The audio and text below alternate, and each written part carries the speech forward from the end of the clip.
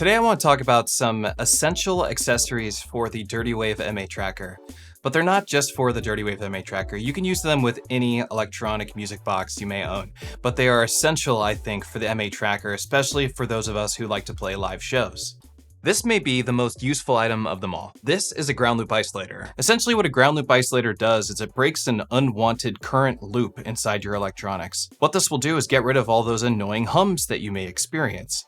This is something you want to take with you to your live shows for sure. I keep these in my car, in my bag, in my M8 pack, in my gig bag. I have them all over the place. They're all over in my studio in between different electronics. They come in all sorts of shapes and sizes. This one uses 3.5-inch TRS jacks, perfect for the M8. Typically, they'll have a little adapter like this, and you want to put this in between your M8 and your outgoing mixer. So I plug it into my M8's output, and then I would plug whatever's going into my mixer into here.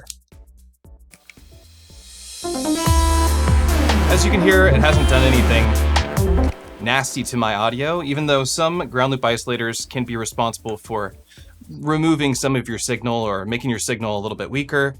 I've had no issues with this very affordable one that I got off the internet. They also come in TS 1/4-inch jacks like this pile adapter right here. They're relatively cheap, and these are essential. This next one is right here.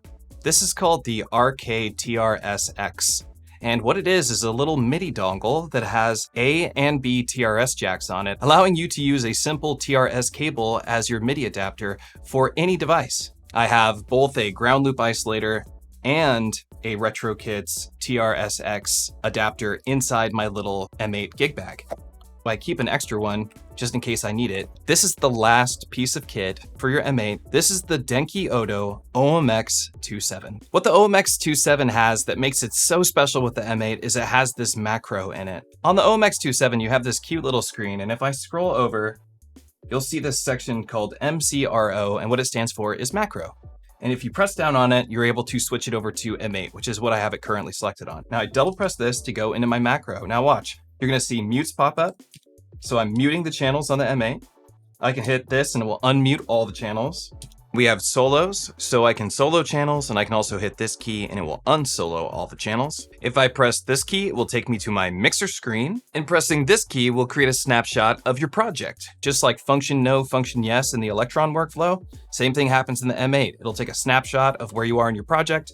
You can hit this button and it will reload your snapshot so you can completely screw something up and then go back to where you were just a moment ago. Absolutely awesome for writing music because there's not really an undo in the M8. This kind of acts as the undo. This is something you can also do directly from your M8. You don't need to have the OMX27 to do this, but it makes it really convenient. We have access to the waveform view.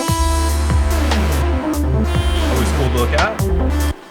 And then we have a start and stop for our transport. So this will start the music. These are my essential items for the M8, and the last one, which I'm not going to really talk about too much, is an Octatrack. You may want to get yourself an Octatrack and build some performance effects on your Octatrack and have a really great time. That's something I like to do, and I have a bunch of templates available for the Octatrack on my Patreon. My name's Matthew, aka EZBOT. I'll see you next time.